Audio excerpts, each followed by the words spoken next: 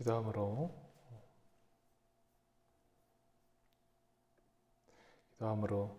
오늘 새벽 예배를 시작하겠습니다. 사랑의 하나님 감사합니다. 오늘도 주님께서 주신 하루를 주님의 말씀을 의지하며 시작합니다.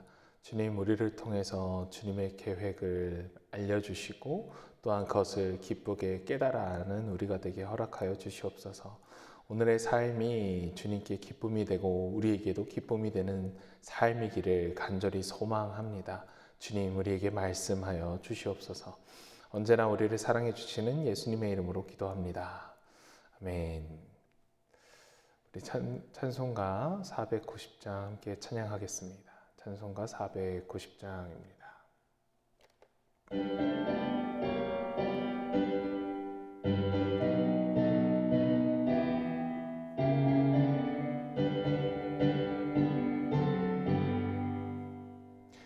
주여, 지난 밤 내 꿈에 배었으니 그 꿈 이루어 주옵소서. 밤과 아침에 계시로 보여주사 항상 은혜를 주옵소서. 나의 놀라운 성령 남이기는 장차 그 은혜 받을 편이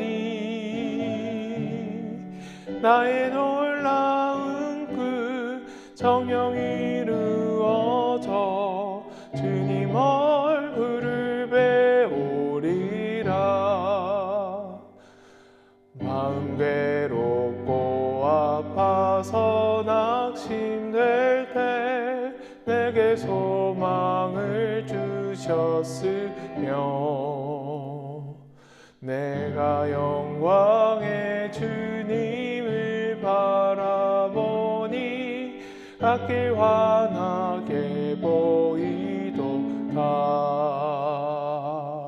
나의 놀라운 성령 남이기는 장차 그 은혜 받을 편이 나의 놀라운 성령 이루어져 주님 얼굴을 배우리라. 세상 풍조는 나날이 변하여도 나는 내 믿음 지키리니. 인생 살다가 죽음이 꿈 같으나 오직 내 꿈은 참되리라. 나의 놀라운 성령 남이기는 장차 그 은혜 받을 편이 나의 놀라운 성령 이루어져 주님 얼굴을 배우리라. 아멘. 오늘 우리 함께 볼 말씀은 마태복음 5장 1절부터 12절까지 말씀입니다. 제가 한 절, 여러분이 한 절 교독하겠습니다. 예수께서 우리를 보시고 산에 올라가 앉으시니 제자들이 나아온지라. 심령이 가난한 자는 복이 있나니 천국이 그들의 것이며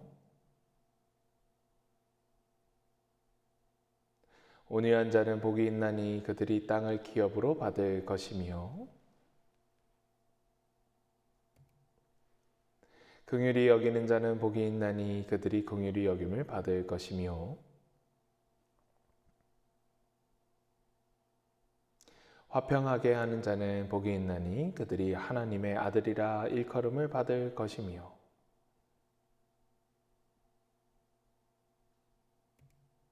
나로 말미암아 너희를 욕하고 박해하고 거짓으로 너희를 거슬러 모든 악한 말을 할 때에는 너희에게 복이 있나니 너희 전에 있던 선지자들도 이같이 박해하였느니라. 아멘. 우리 계속하여서 마태복음의 말씀을 묵상하고 있습니다. 이 마태복음의 말씀 우리에게 너무나도 계속 은혜가 되고 있습니다.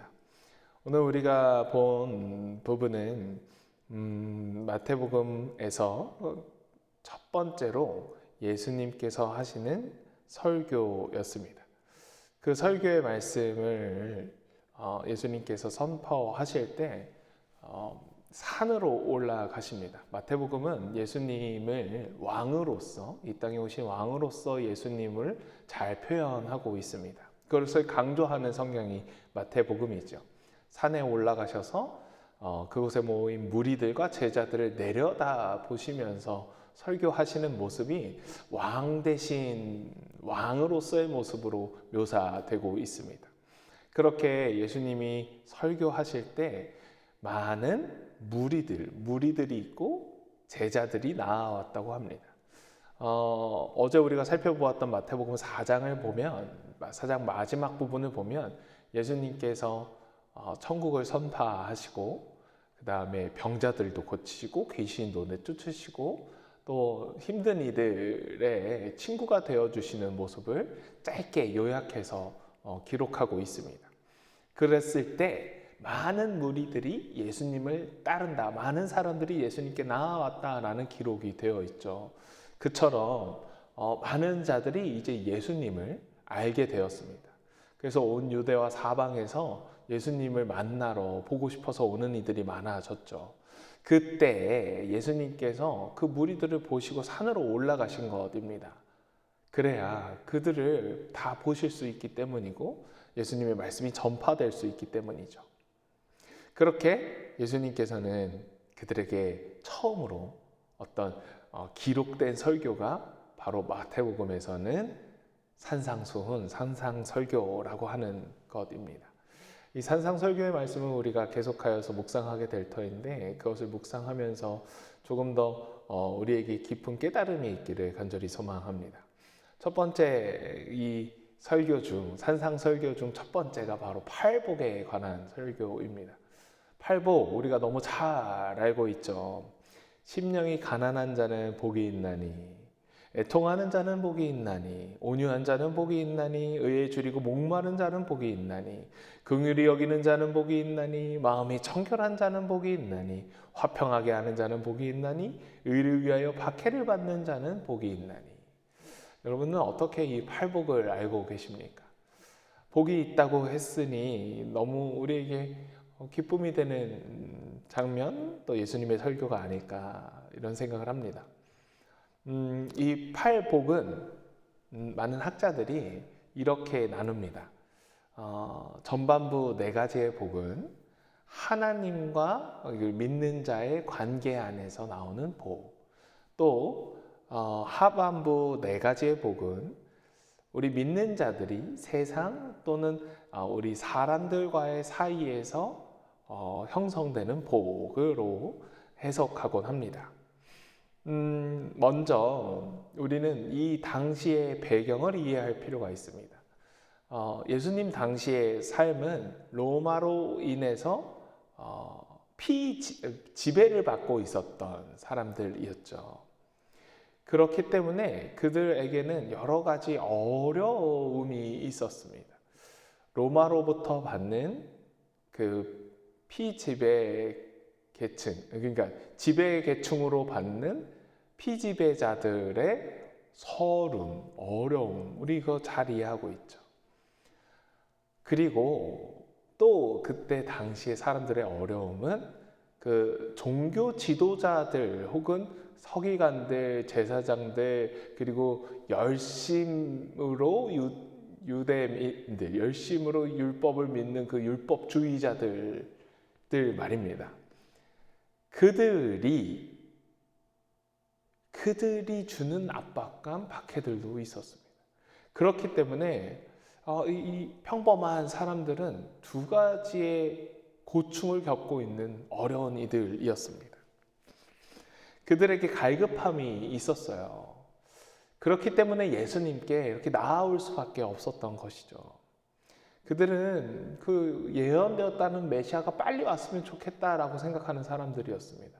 그럴 수밖에요. 로마로부터 받는 그 박해로 인해서 힘들고, 또 율법주의자 종교 지도자들 그들로 하여금 받게 되는 그 억압과 그 차별과 그 압박이 그들에게 매우 힘들었을 것입니다. 그런 상황 가운데 있는 자들, 그리고 그런 상황 가운데서 자신들의 문제점이 좀 해결됐으면 하고 나아오는 사람들, 개인적인 것도 있을 거고 집단적인 것도 있었을 것입니다. 그렇게 예수님께 나아온 자들입니다. 그런데 그 예수님께서 그들에게 첫 번째로 산상에서 설교하시며 하신 말씀이 8가지의 복입니다. 듣기에는 너무 좋습니다. 우리도 이것을 그냥 표면적으로 성경을 읽어볼 때 매우 흡족한 마음이 들 정도이니까요. 심령이 가난한 자는 복이 있다고 합니다. 복이 있다고 그러는 게 얼마나 감사합니까? 그런데 우리는 이 복이 있다라는 말의 앞과 뒤를 잘 살펴보아야 합니다. 먼저 우리가 앞서서 얘기했던 그 하나님과의 관계에 있어서 누리게 되는 4가지 복을 먼저 살펴보겠습니다. 심령이 가난한 자는 복이 있다고 말씀하셨습니다. 심령이 가난한 것은 무엇일까요? 심, 마음, 심, 영입니다. 그러니까 마음의 영이 가난한 자. 가난은 좋지 않다라고 우리가 여기잖아요. 그런데 이 마음이 가난하다라는 의미는 무엇일까요? 이것을 이해하기 위해서는 우리는 마음이 부자인 것, 혹은 마음이 충만한 것, 채워진 것을 생각하면 되겠죠. 우리는 언제 마음이 채워졌다고, 우리의 영이 채워졌다고, 충만하다고 얘기할까요? 그것은 우리의 삶의 어떤 부분들이 채워졌을 때가 이야기하는 게 아닙니다.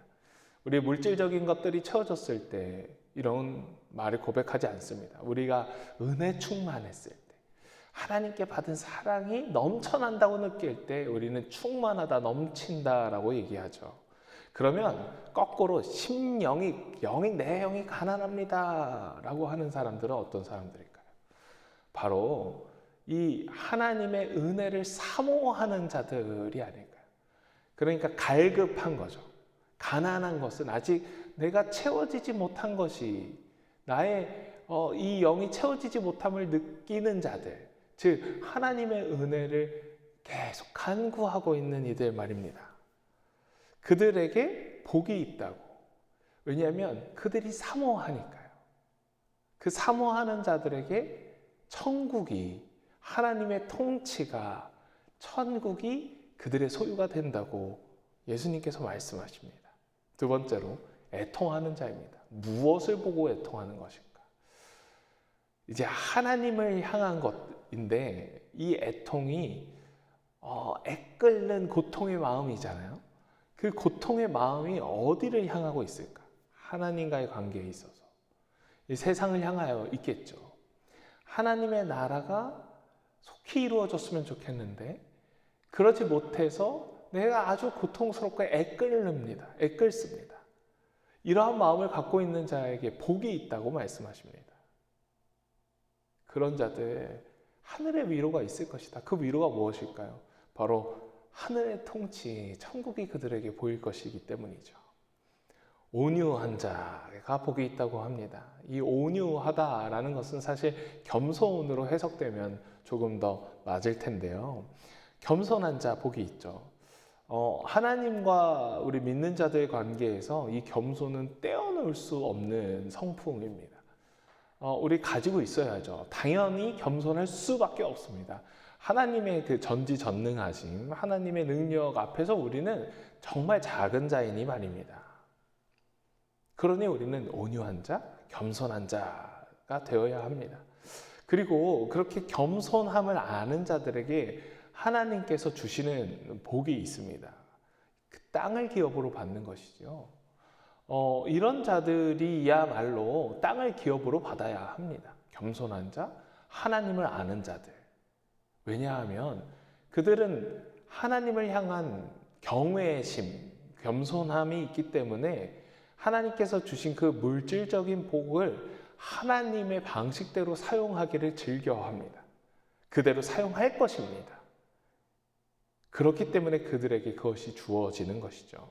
우리가 무언가 이 물질적인 것들을 하나님께 받았을 때는 그것이 내 능력이 아니라 하나님께서 그것을 우리가 겸손히 경외하며 사용할 수 있을 것이라고 판단하시기에 주실 것입니다. 자, 네 번째, 의에 줄이고 목마른 자는 복이 있습니다. 하나님의 말씀을 갈망하는 자, 의에 줄인다. 이것이 심령이 가난한 자와 어떠면 의미가 겹칠 수 있다고 생각하는데, 의에 줄인다라는 것은 정의를 얘기하는 것입니다. 근데 이 정의가 과연 나만 생각하는 정의인가? 혹은 다른 사람도 생각하는 정의인가? 의외로 이렇게 생각할 수 있어요. 그런데 그거 아니죠. 하나님께서 내려준 정의입니다. 그 정의에 줄인 사람, 하나님의 의에 줄인, 그것을 갈망하는 사람, 그것을 목말라 하는 사람, 즉 하나님의 통치를 말하는 것입니다. 그것을 목말라 하고 그것을 갈망하는 사람들에게는 복이 있을 것이다. 그들에게 채우실 것이다. 그들을 배불리실 것이다. 라고 말씀합니다. 의가 채워진다. 하나님의 정의가 채워진다. 하나님의 통치가 채워질 것이다. 라는 복 말이죠. 이제 후반부 네 가지를 우리 살펴보길 원합니다. 긍휼히 여기는 자는 복이 있나니, 마음이 청결한 자는 복이 있나니, 화평하게 하는 자는 복이 있나니, 의를 위하여 박해받는 자는 복이 있나니입니다. 처음 긍휼히 여기는 자입니다. 이 후반부는 이제 사람과의 관계에서 우리에게 얻어지는 성품이라고 말씀드렸습니다. 긍휼히 여기는 자, 무엇을 긍휼히 여겨야 될까요? 자기 자신을 긍휼히 여기는 걸까요? 나 정말 불쌍해, 이렇게 말이죠. 아닙니다. 관계니까 다른 일, 형제를 향하여, 이웃을 향하여 긍휼히 여김을, 긍휼한 마음을 갖고 있는 사람이겠죠. 긍휼한 마음이 있어야 합니다. 우리가 소외된 이웃들을 볼 때, 아픈 자들을 볼 때, 그리고 병든 자들을 볼 때, 그리고 죄악 가운데 있는 자들을 볼 때 긍휼한 마음이 있어야 합니다. 그 긍휼한 마음이 그들을 사랑하게 만들고, 그 사랑하는 마음이 있다면 긍휼한 마음이 있을 수밖에 없으니 말입니다. 그런 이들에게 당연히 복이 있어야죠. 복이 있습니다. 그 복은 이렇게 갚아진다고 말씀하십니다. 그렇게 하면 너희가 그 긍휼함을 받게 될 것이다 라고 말입니다. 이것은 어떤 것을 얘기하는 것일까요? 하나님께서, 예수님께서 바라시는 이 나라의 모습, 공동체의 모습이 있겠습니다. 그런데 긍휼함이 나도 가지고 있고 저 사람도 갖고 있고 저 사람도 갖고 있고 모든 이들이 다 그렇게 긍휼한 마음을 갖고 있다면, 내가 긍휼한 상황이 왔을 때 다른 이가 나를 긍휼히 여겨서 나의 상황을 도와줄 것이고, 또 내가 긍휼한 마음을 갖고 어려운 상황 가운데 있는 이들을 사랑하고 돌보아 준다면 그 사람이 그 상황이 해결되고 또 다른 사람이 긍휼한 상황에 놓여 있을 때 그 긍휼함을 갚을 것이고, 예수님께서는 이런 선순환을 기대하셨는지도 모르겠습니다. 그렇게 긍휼히 여김을 받는다고 내 긍휼함이 돌고 돌아 다시 나에게 돌아올 수 있다고 예수님께서 말씀하시는 것 같습니다. 마음이 청결한 자 복이 있습니다. 그들이 하나님을 볼 것입니다. 마음이 청결하다, 깨끗하다, 순수하다라고 우리는 생각할 수 있습니다. 깨끗한 자, 이거 예수님이 또 다른 비유를 드셨던 게 있습니다. 천국에 대한 비유하실 때 어린아이들과 같은 자들이 천국에 들어간다고 말씀하십니다. 그 아이들 마음엔 순수함이 있죠. 깨끗함이 있습니다. 그 깨끗함이 결과적으로 무엇을 바라보게 할까요? 마음이 청결한 자, 하나님을 보게 되는 것이죠. 인간과의 관계에서 우리가 이것을 어떻게 해석할 수 있는가? 우리가 사람들을 볼 때 무언가 순수하게 바라보아야 하는 것이죠. 영혼 대 영혼으로 바라보아야 하는 것이죠. 어떻게 하면 저 사람을 내가 속일 수 있을까? 어떻게 하면 저 사람에게 내가 무언가를 이득을 취할 수 있을까? 이런 관계로 보는 것이 아니라 마음이 깨끗하게 영혼 대 영혼으로 바라보는 것, 즉 천국을 바라보는 것은 이러한 것입니다. 깨끗하게 바라보는 것, 영혼 대 영혼으로 바라보는 것, 그것이 마음이 깨끗한 자들의 어떤 태도잖아요. 그들이 그렇게 이웃들을 바라볼 때 곧 하나님을 바라보게 되는 것입니다. 정말 순수한 마음을 가지고 정말 그 영혼들을 사랑하는 마음을 가지고 그렇게 바라보는 것이죠. 또 우리 화평하게 하는 자, 이것은 이해하기가 정말 어렵지 않습니다. 우리 사람들과 사이 관계에서 분열을 막는 이들이 있습니다. 연합시키는 이들이 있죠. 그리고 그 모든 관계 안에서 평화를 이루는 이들이 있습니다. 그렇습니다. 예수님을 사랑하는 자들은 이렇게 평화를 사랑하는 사람들, 또 평화를 만들어가는 사람들이죠. 샬롬, 에이레네, 바로 이 말입니다. 화평, 평화를 만드는 사람들. 이 평화라는 것은 정말 근본적인 하나님의 가치입니다. 그렇게 되면 어떻게 얘기합니까? 당신이 하나님의 아들, 당신이 하나님의 자녀입니다. 라고 부름받을 것이라고 예수님께서 말씀하십니다. 마지막으로 의를 위하여 박해받는 자는 복이 있습니다. 예수님께서 이 팔복의 얘기를 하시면서 마지막으로 박해에 대한 이야기를 넣으십니다. 잘 들어보세요. 의를 위해서 박해받는 자, 지금 이 의는 진리를 뜻하고 또 예수님이 하나님의 아들 되심, 예수님이 구원자 되심, 예수님께서 그리스도 되심, 예수님께서 참 메시아 되심을 이야기하는 것이죠. 즉 그 의를 위해서 이제 박해를 받게 되는 자들은 복이 있는 것이다.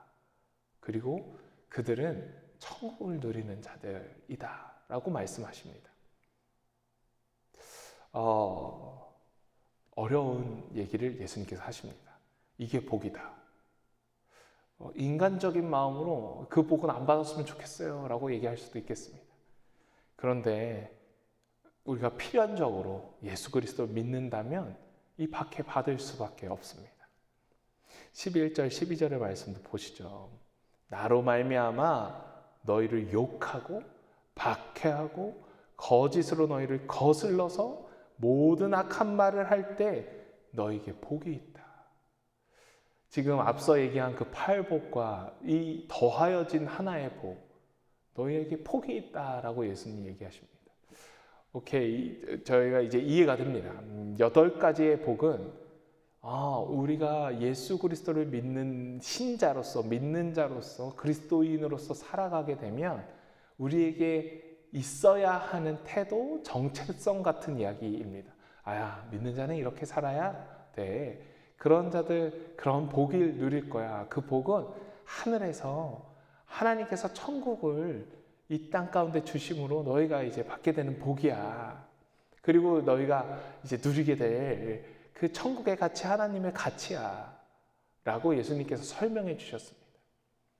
그런데 그렇게 믿는 자들은 이제 곧 박해받을 거라고 예수님께서 어쩌면 미리 아픔을 알려주시는지도 모르겠습니다. 그런데 그건 역시 복되다라고 말씀하십니다. 그렇죠. 그 믿는 자들의 상황에서 그들이 이제 박해를 받잖아요. 초대교회 교인들 보면 박해를 받았잖아요. 그래서 가정에서 모여서 삼삼오오 모여 예배드릴 수밖에 없었고 그들이 그 복음을 전파하기 위해서 이방으로 떠날 수밖에 없었습니다. 그들은 모진순환을 당했죠. 그리고 그들이 믿는 자들이 그 진리를 선포하고 그렇게 살아갈 때 주변의 사람들, 믿지 않는 자들은 그들을 조롱했을 것입니다. 그거 거짓말이라고, 예수님 가짜 메시아라고 그렇게 그들에게 얘기했을지도 모릅니다.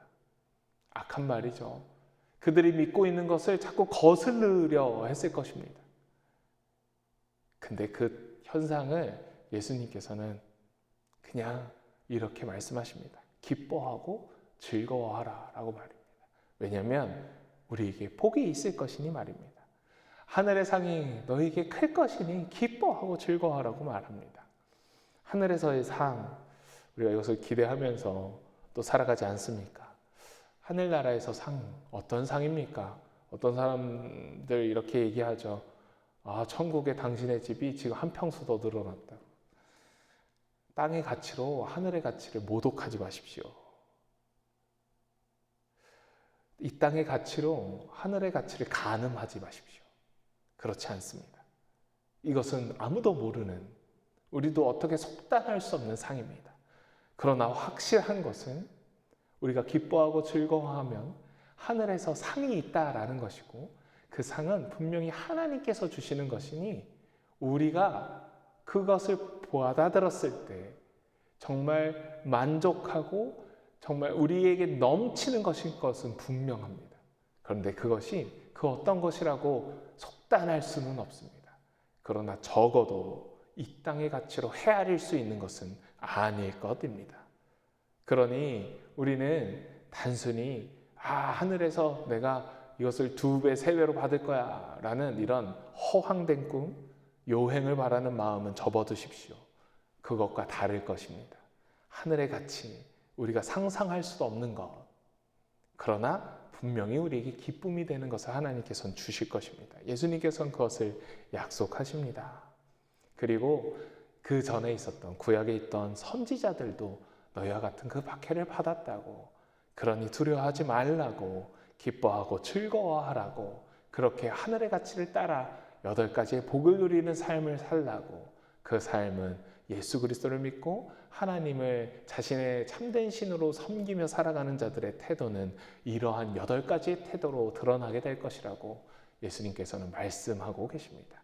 우리는 오늘 이 팔복의 말씀을 묵상하면서 우리의 삶을 되돌아봅니다. 하나님과의 나와의 관계에서 나의 태도는 어땠는가? 사람들과의 나의 관계에서 나의 태도는 어땠는가? 라고 말이죠. 정말 우리는 심령이 가난합니까?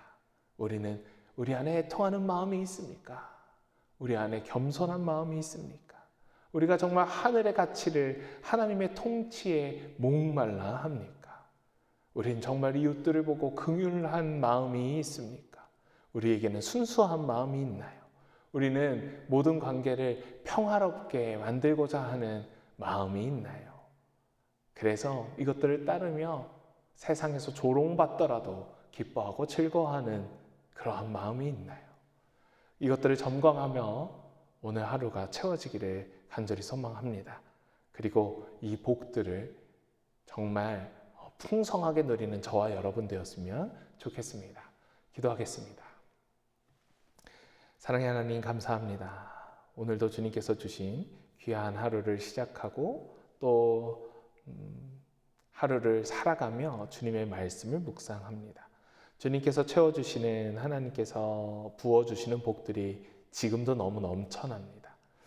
우리가 하늘의 자녀로 살아가면서 이 8가지의 태도를 꼭 기억하고 살아가길 원합니다. 하늘의 자녀답게, 예수님의 제자답게 살아가길 원합니다. 그 안에서 이 8가지의 성품들이 우리 안에 채워져 하늘의 복을 누리게 하시고, 아버지 하나님께서 주시는 그 축복을 충분히 즐기며 살아가는 우리가 되게 하여 주시옵소서. 이 땅의 가치와 하늘의 가치로 혼동하지 않게 하시고, 그리고 이 땅의 가치로 하늘의 가치를 모독하지 않을 수 있도록 우리에게 겸손하고 지혜로운 마음을 주시옵소서. 그래서 주님을 따라 살아가며 참된 즐거움과 기쁨을 누리는 우리가 되게 주님 허락하여 주시옵소서.